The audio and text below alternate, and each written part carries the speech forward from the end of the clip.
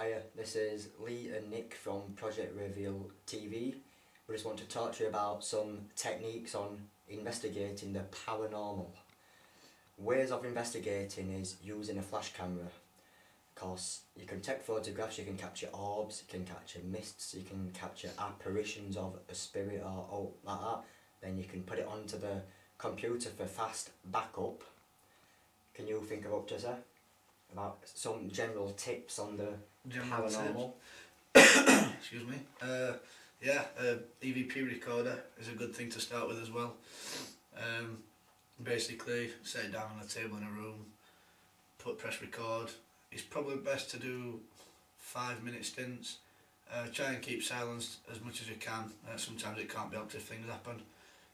Say 5-minute clips, because when reviewing the evidence it can be quite tedious if you do 45-minute clips.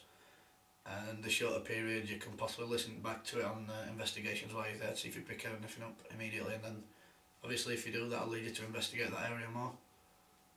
Sound, yeah. There's also other tips what you can use. It's best to have one person specialising in a certain area, like you're doing EVP. Yeah. I'm doing footage and finalising, Liam's doing footage, Carol's the resident medium, so she looks into all the spiritual aspects of the paranormal.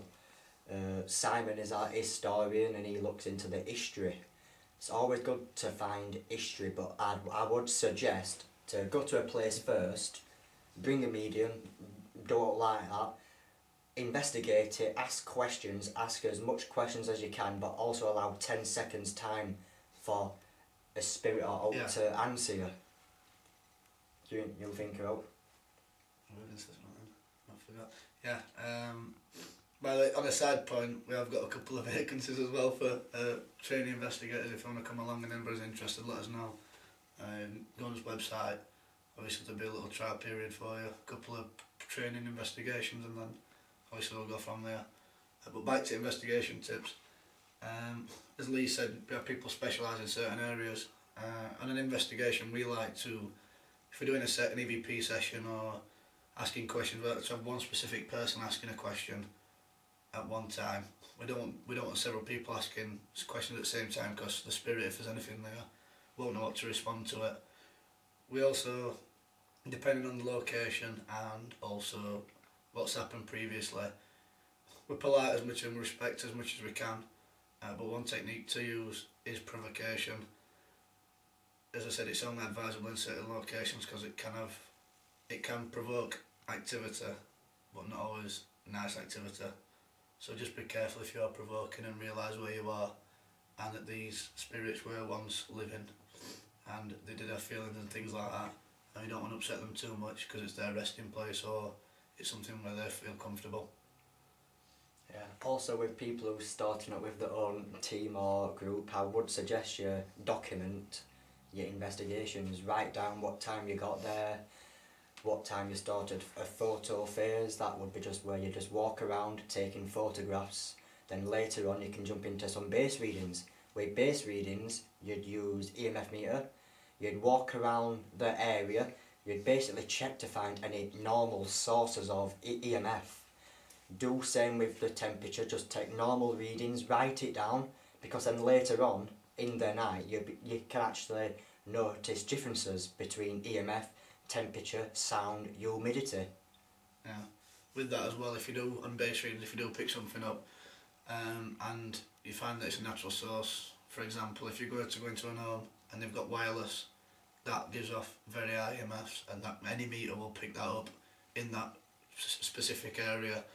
If you don't document that and another team goes in, they may automatically assume it's paranormal, whereas it's not.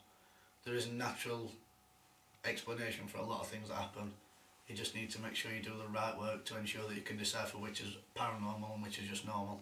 Yeah. With EVP, on the same subject of getting to know what is normal and paranormal, I would suggest you try and always find out a cause of EVP. If you get a voice like when that would be a call, but you've got to always try to find out what the interactions are before you start an EVP. Yeah. You can even write it down, or even mention it on the EVP And also tag yourself as you're walking, because people might think you're getting footsteps when actually it's a team member walking around. If somebody enters a room and you don't mention that on the EVP, I've had it when EVP, we've done it before. I've listened to it, thought it was something, then we've watched footage, realised it's just somebody on the door. Make sure you tag your EVP, because it can be a long process if it's not. And also, at the beginning of every EVP session, I recommend that you do say where you are and who's there, as well as the interactions that you can hear. Yep, I agree with that as well, because there's been loads of times where we've looked at EVP and we're like, where's that from? Yeah. And we've had to try and listen back and listen to the whole EVP to work it out. So yeah. We've learned from that, haven't we? Yeah. I suppose we now do it every investigation. We tag a lot more, which makes my job a great deal easier. Yep. When taking photographs, always say flash, so you can warn others around you that, for to cover their eyes, because it can be a bit painful when flashes just going off constantly. You know, it always happens. But these are just general tips what you can use to improve the way of investigating. And also, if you know tips, please send them us. We'd love to hear about them. Yeah, we're always looking at ways to improve our investigation techniques. We do like to research as many techniques as we can, new experiments, new ways of approaching EVPs, class divination, anything like that, the spiritual side of things. And we also do, as I said, we do lots of new experiments. We use a Van de Graaff machine, which you may not know what it is. We use strobe lights.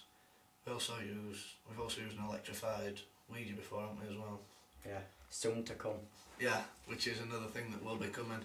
And we are trying to, in some way, create our own EMF detectors and things like that. When also, following on from what I've been saying before, when you're investigating, if you're a new team and you're new to and things that might happen to you, I'd recommend that you try not to get scared.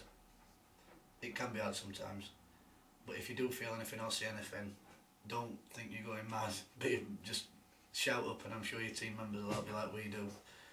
We try and debunk everything. We take a scientific approach. We never assume anything's paranormal. Yeah, work as a team. Yeah, that's back each other up. If somebody's not feeling well, make sure everybody gets them out of the area, and you all stay together as a team. Don't split up in any location where possible, because that's when you're vulnerable. And if there's any spirits in that location, they thrive off vulnerability and also fear. So if they know they're intimidating you, they may pick on you if there's anything nasty there. Yep, so that's our little video on tips on ghost hunting. So we'll do another one in the future. Thanks for watching.